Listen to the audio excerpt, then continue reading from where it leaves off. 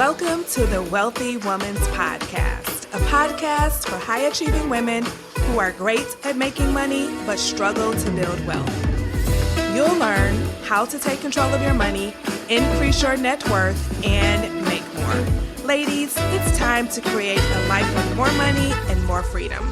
Let's dive in. Well, hello there, ladies. Welcome to the podcast. I am on cloud 9, and let me tell you why. So this past weekend, my son graduated from high school with honors. He actually graduated summa cum laude, and I am just so proud of him. And here's what I want you to know. All year long, leading up to graduation, my brain was trying to take me to the moment he was going to walk across the stage. And every time my brain went there, I got emotional. I would just feel some sort of emotions like sadness, or I don't know what it was, but it was something that made me want to tear up. And I had to be very intentional and redirect my brain to the moment I was in. So I made a decision early on that I was going to live in the moment. So when we were taking senior photos, when he was buying his prom suit, when he was going to prom, and all the little milestones that happen throughout, your senior year of high school, I wanted to enjoy every moment versus letting my brain consistently take me into the future and think about him walking across the stage. And I'm so glad I made that decision. I had to redirect myself often, but because I was able to do that intentionally, I enjoyed his senior year. I did not feel stressed. I did not feel worried. I didn't feel overwhelmed. I really just enjoyed the moment. And then when graduation came, I was like so happy and so proud. I didn't cry at all, which I was a little, surprised by that, but I didn't. I just enjoyed that moment as well. I felt very prideful, honored, and humbled to be his mom. We also had a fun graduation party for him this weekend. Lots of friends and family came, and I enjoyed that as well. So I just want to let you know, when people tell you to enjoy the moment, do it. Because I remember when both of my boys were like running around the house as toddlers, and older people would say to me, enjoy this time because it's going to go by so fast. And I just didn't believe them, because at that time I was dealing with two toddlers running around, screaming and having fun, and me chasing them around, right? And so I now know what they meant by that, because it happened so fast, literally just like that. We're here. So I would leave you with that. Whatever moment you're in right now, whatever stage of life you're in right now, enjoy it, because just like that, you'll be in an entirely different phase of life. So that's my tip to you today. So today we're talking about your relationship with money. Right? Because this is a concept that is so important, and so many people throw it around willy-nilly. Like, people come to me, potential clients, they'll say, my relationship with money is horrible. Or one lady told me that she had a tumultuous relationship with money. And I really was curious about that. Like, what did she mean by that? So I had to ask that question. But today we're going to talk about your unique relationship with money, what makes up your relationship with money. And I'm going to give you a hint. A lot of it is what you think about money and what your money beliefs are. Like, that's the beginning of what creates your relationship with money, right? Your thoughts and your beliefs about money. So we're also going to look at where our money beliefs come from, why these beliefs matter in the first place, and then how to handle these beliefs if they are not serving you, or if you believe things about money that you no longer want to believe. I'm going to give you some strategies and some exercises you can do to actually begin to change your relationship or your beliefs with money. So let's talk about what makes up your relationship with money. First of all, 3 things encompass your relationship with money. It's your thoughts about money, your feelings about money, and your behaviors with money. Those 3 things determine your relationship with money. And your relationship with money determines how much money you have or do not have. So your relationship with money is everything because it literally will determine your net worth. It will determine how much money you have invested. It will determine how much debt you have. It will determine your credit score. It will determine how much you make. It will also determine how much you have saved. Your relationship with money is so important. So this is why I wanted to do an episode on this so you can really start to examine your relationship with money and know what it is in the first place. So your thoughts, feelings, and actions with money determines what you have, what you don't have, right? So again, your relationship with money is everything. And so because your thoughts around money is really the beginning to it all, we're going to talk about some limiting thoughts that you can have, some limiting beliefs you can have about money. We're also going to talk about some positive beliefs you can have about money. And if you don't already think this way about money, guess what? You get to steal them and make them your own and start practicing those beliefs so that you can start believing them too. So let's talk about why your thoughts are so important. I really want to talk about that before I start sharing some thoughts you can have. Your thoughts are important because your thoughts create an emotion in your body. And those emotions in your body drive you to take actions, or it drives you to not take action, right? And so it all begins with your thinking. Your thinking creates a feeling in your body, and our feelings in our body drives us to either take a certain action or not take a certain action. So let's look at some different thoughts that you can have about money. We'll call these some negative beliefs around money. And I had this one for a long time, and I literally recently started to kind of get rid of it. But one of them was, I should be happy with what I have. So when I first started thinking about becoming a life coach and a money coach, I was just like, why would I even want to do that? I should be happy with what I have, right? And the other side of that was wanting more money is greedy. And I also had this thought when I wanted to go for like promotions or raises or try something new. It was just like, you know what? You should just be happy with what you have. Or wanting more money is greedy. Those two are some negative thoughts that will keep you stuck. It will keep you at the same income level, maybe with incremental changes your entire life. If you think that where you are today is where you should stay and you should just be happy with what you have, then it's very likely that you'll stay there. Now, I do agree that you should be grateful for what you have. You should be grateful for the amount of money you have right now. But you can be grateful for where you are and still want more. And that is the work I had to do. Like, I am so appreciative and so grateful and so amazed of what I've been able to create right now. And I still have desires. I still want to grow. I still want to evolve into a woman who creates even more. And so that was my way of kind of working through that. Another thought that a lot of people have is that money is the root to all evil. And let me tell you, if you think that, then your emotion that will come from that is probably going to be one of skepticism. And when you're skeptical about having a lot of money because you think that you're going to become evil, guess what? You're going to keep yourself small. You're not going to go for more. You're going to stay where you are because you don't want to become evil. Your brain is going to try to protect you. Another thought that a lot of people think is managing money is stressful. So they do nothing. And here's the crazy thing about that. They end up creating more stress in their lives because they don't manage their money, right? Thinking that managing money is stressful is something you will probably want to avoid doing. So you'll have a feeling, and then that feeling will cause you to avoid managing your money. And the truth is, what you do is you create a more stressful environment because you're not managing your money. So that is a negative thought that can be very deceitful because it'll actually make you create a life with more stress because you avoid managing your money, right? And here's one that I hear all the time, and I always like to debunk it, and I'm going to share it with you here, is that money can't make you happy. And my way of debunking that is saying, absolutely, you're right. But it's not your money's job to make you happy. So why are we even comparing happiness and money? Like, they don't even go together. Money is not something that can make you happy. Only you can make yourself happy, right? By the way you think and how you show up in the world. Those are the things that make you happy. Money is a neutral thing. It cannot make you feel anything. Now, you can think certain thoughts about money that can make you feel happy, but money in itself doesn't have the power to do that. And it's not its job. So now what?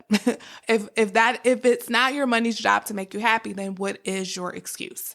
Okay, so those are just some negative thoughts, negative beliefs that people have when it comes to money. And those beliefs really do make up their relationship with money. And it usually will cause them to have negative financial results. They don't have as much money as they want. Their net worth is lower than they want. Maybe their credit score is lower than they want it to be. And maybe they have way more debt than they want, right? So that is what happens when you have negative beliefs or negative thoughts about money. Typically, you end up having negative financial results because of those thoughts. And remember, it's not that the thoughts are just like these magical things, but the truth is those thoughts create feelings in your body and you act off of those feelings. You act off of those emotions, and those actions that you take or don't take creates the money results that you have. So if you're overspending or not managing your money or going into debt or not investing, like those are actions that you're doing or not doing, not going for promotions, not asking for raises, not negotiating your salary, not starting that business that you really want to start, right? Those are actions that will create a financial result in your life. And so my ask of you is just to examine how you think about money, because again, it will end up determining what you create financially. So now that we've spent some time looking at some negative beliefs, let's look at some positive ones, because there are a bunch of them. And I'm just going to share a few that I really love. So one of them is this: it's hard not having money. Like, instead of thinking that money is stressful, I think that it's stressful not to have money, right? So it's actually harder not having money than it is to have money. So that is a thought that will drive you to say, actually, you know what? I want to have plenty of money so that I can have less stress. Another one is, I deserve to have lots of money. Like, I deserve to have as much money as I want, as much money as I desire. Here's another one that's really good. There is enough money for everyone. Wow, that's a really good one, to just think that there is enough money circulating in this world for everybody to have enough, more than enough. Money is currency. It's always flowing. It's always being created because of the value that humans develop and put out into the world. Money is just constantly flowing, right? Making and having money is fun. That's a really good one too. And then one that I always push my clients, not necessarily push, but I nudge my clients to learn how to think this in different variations, is I'm actually good with money. I'm good with money, because so many people believe that they're bad with money. So I bet all of us have a place within our finances where we're actually pretty good with money, right? Even if it's just paying your mortgage on time, or paying your car note on time, or making money, going to work every day and bringing money home so that you can take care of yourself and your family. Like, there are instances where you can start peeking into your financial life and say, oh, I'm actually pretty good here. And I want you to find that. Okay. So these thoughts are positive ones that you can adopt and start to wiggle around and play with so that you can start actually creating better financial results in your life. Remember, your relationship with money, the thoughts you think, the feelings you feel, and the actions you take or don't take create how much money you're going to have or you're not going to have. And so getting really clear on what you're thinking is important. And this is something that we work on extensively inside of the Wealthy Woman's Academy. Module 2 is all about your relationship with money. We look at it extensively. We do exercises around it so that you can unearth all the negative thoughts that are holding you back and keeping you stuck and not letting you create the financial life that you want. So I promise you, if you are not where you want to be financially, it's because something you're thinking. It's because of how you're behaving. It's because of how you're feeling with money. And so we want to get to that root cause so that we can start creating something different. So now let's talk about where these beliefs come from in the first place.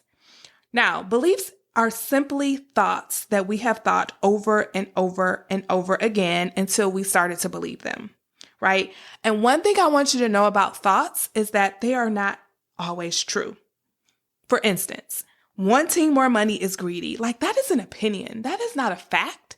Like, some people might think that, but a whole lot of other people don't, right? So your thoughts are not always true. Your thoughts and beliefs typically don't just fall upon us. They don't just come upon us. We get them from our environment. That is where your money beliefs come from. Your environment, your family, your society, your upbringing, right? Your parents. You may have witnessed your parents handle money a certain way or say things about money, right? And then you heard it, and then you thought it, and you thought it and thought it and thought it, and then you develop that belief, right? Society. I think we get so much of our money beliefs from society because society loves to tell us what we can or can't do financially, right? It loves to tell us all these statistics about how much we can make or how much we can't make based on our race, based on our gender, where we live, and things like that. And when we listen to those things, we internalize it, then we start to believe it. For instance, we hear that, women make less than men, right? They want to quote that stat so often, right? And maybe there are instances where women make less than men, right? I'm sure that's there, but does it really serve you to constantly think that? Like, I choose not to even pay any attention to that thought.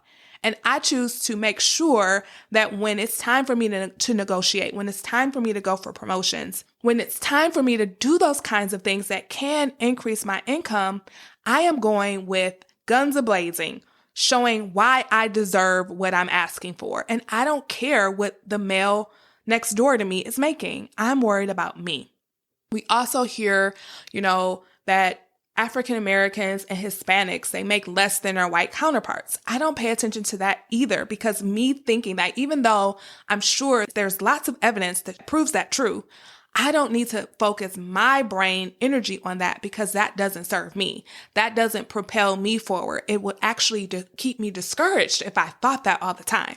So we have to really understand that just because we hear certain things, just because we witness certain things, it doesn't mean we have to take those things on as truths for ourselves. We have the power to redirect our brains, just like I talked about at the beginning when I talked about my son. Like, my brain wanted me to go to him walking across the stage back in, September of his senior year. And I had to redirect my brain to be in the moment. And so when you hear these stats, when you remember things you saw or heard when you were a child, you can always redirect your brain and say, no, that's not where I'm focusing.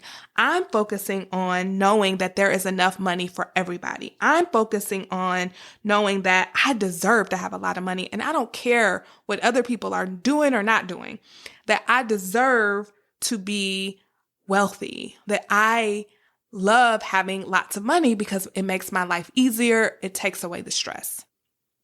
Okay. And sometimes we even get our money beliefs from our religion. Unfortunately, a lot of scriptures are misconstrued, right? And we take them as face value, like the scripture that some people love to quote around, money being the root to all evil. Like, okay, do you really want to internalize that? Because I choose to believe that the root to all good is also money.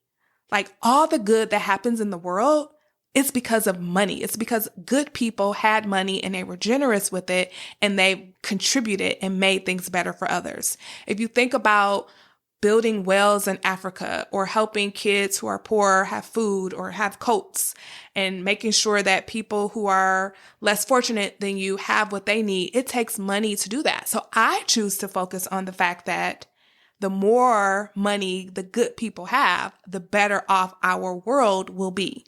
And so money is actually the root to all good. That is my philosophy, and you are welcome to adopt that as well.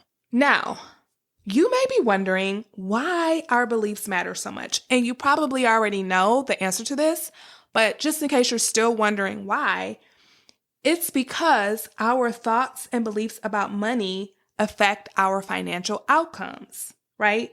how much we have and how much we don't have, how much you have in savings, how much you have in debt, how much your net worth is, how much income you have, how much you earn, your credit score, your investments. If you have thoughts and beliefs that are negative, then your results with money are likely going to be negative. If you have beliefs around money that are positive, then your results with money will likely be positive, right? Your thoughts and beliefs are so powerful that you definitely want to be intentional when it comes to them. You don't want to just think them on autopilot. Many of us have gone unconscious about what we think about money. We don't even know what we think about money. And that's why inside the Wealthy Women's Academy, we unearth those thoughts so that you can know, oh my gosh, I actually think this about money subconsciously, and this is why I am where I am.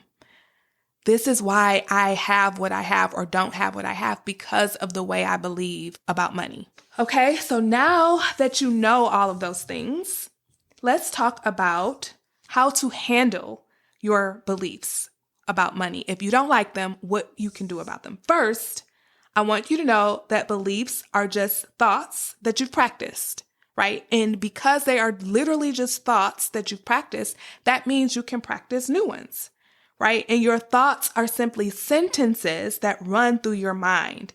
And these sentences are not necessarily true. And I mentioned this before. Most often, they are not true. They are just opinions. They are lies. They are not facts, right? Therefore, most thoughts should be questioned, especially your thoughts about money. They should be questioned. And here's how you can question them. If you can, grab a pen and write this down so that you can literally start doing this. Ask yourself this question: is this provable in the court of law? So we can go back to the thought, wanting more money is greedy. You can literally ask yourself, hey, is this even provable in the court of law? If not, it's a thought and you can question it. So another way you can question it is to ask yourself, is this a story that I'm just telling myself? Right? So if you think about the thought, I should be happy with what I have, right? You can ask yourself, is this just a story I'm telling myself? Because there are people who make way more money than I do, and they are not just sitting down and thinking that they should just be happy with what they have. They're thinking they deserve to make as much money as they want. They are thinking that the more money they have, the more people they can help. They are thinking other things. So is this just a story that I'm telling myself? Is this story serving me? So if it is a story, is it serving me? And this is how you'll know if it's serving you or not. It's either pushing you forward towards your money goals, or it's preventing you from achieving your money goals. So that's how you know if a thought or a story or a belief is hurting you or helping you. If it's helping you, it's pushing you towards your goals. You are meeting your goals. You are working towards your goals. But if it's hurting you, you are actually shrinking back. You're preventing yourself from achieving the goals that you really, truly desire. And then what you can do is like, okay, once you decide, I have these thoughts, I have this story that I'm telling myself, I have these beliefs, and I know for sure they are not serving me. There are two things you can do. Sometimes you can literally just cold turkey stop believing it, stop thinking it. One of the things I dropped was money can't make you happy. So that's why when people say it to me, I debunk it quickly, because I know that I had to debunk it within myself. Like, Jermaine, your money's job is not to make you happy. It's to take care of you and your family. So like, you can literally just drop it and just decide, I'm no longer thinking this. I'm no longer believing this. I'm going to stop telling myself this story. Or if it's something that is harder for you to drop, maybe it's just something you've been thinking a long time, or it's just something that's just, you just know it's just hard for you to stop thinking it. You can begin just practicing something new. So for instance, if you think about the thought money is stressful, managing money is stressful, you could decide, okay, I'm going to start thinking that actually not having money is stressful, right? You just tweak it a little bit and you practice it. You might practice it by journaling on it, by writing it down, by thinking it, because I bet if you really do take some time and reflect, if you have the thought managing money is stressful, but if you really reflect logically, and you will think, oh my gosh, actually, not having money is way more stressful than managing it. And maybe managing money is stressful just because I don't know how, just because I don't have a system. But if I could come up with a system, it will not be stressful because I have a system. It may take me some time to learn it. I might have to learn some things. I might have to get some coaching or something like that. But once I get it, managing money will not be stressful anymore.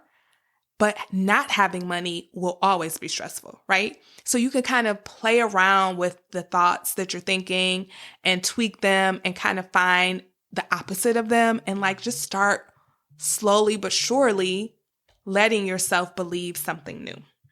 And that is how you begin to change your relationship with money. You begin changing your relationship with money by practicing new ways of thinking, new ways of believing, and knowing that just because you have a thought in your brain, it doesn't make it true. And most of the time, it's not true. And you can ask yourself, is this provable in a court of law? And if it's not, then that is proof to you that it's just a thought that can be changed. It's just a belief that can be changed. It's just a story that you can stop telling yourself. Okay, so let's just go ahead and recap what we covered today because it was a lot, but it was so good and so worth it. First, we talked about what makes up your relationship with money. And remember, it's your thoughts, feelings, and actions that make up your relationship with money. And your relationship with money determines how much you have or don't have.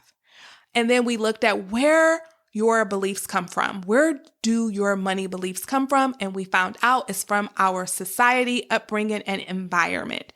We've witnessed things, we've heard things, and then we internalized those things and made them mean something, and we started to believe them. And then the other thing we talked about was why your beliefs matter. And we know they matter because, again, your beliefs cause your feelings drive you to take actions, and those action steps create your results with money, your financial outcomes. And a lot of times we're not where we want to be financially. And that is because of the way we think about money. It's because of our relationship with money. And then finally, we talked about how to handle these unworthy beliefs, these beliefs that are keeping us stuck. We question them, right? We start to ask ourselves, is this something that I can prove in the court of law? If it's not, then that means it's not a fact and you can debunk it and you can start thinking something new. Some of those new thoughts can come upon you in a new way where it's like cold turkey. You just stop thinking the old ones and you start thinking the new ones. And other times you just take more practice. You just take the thoughts that you're currently thinking and then wiggle them around. Remember, the example was managing money is stressful, but maybe you can flip it to saying actually not having money is way more stressful. So I hope this was helpful. I hope you got a lot out of it. And if you are loving the Wealthy Woman's podcast, please leave a review. I would love, love, love to hear from you. And if you want help with this, remember the Wealthy Woman's Academy is available to you. I'll talk to you soon. Bye. Hey, before you go, if you're ready to create a life with more money and more freedom, then you're invited to join the Wealthy Woman's Academy, my signature coaching program where you'll learn how to take control of your money and build wealth without sacrificing your lifestyle. To get started, head on over to JermaineFoley.com.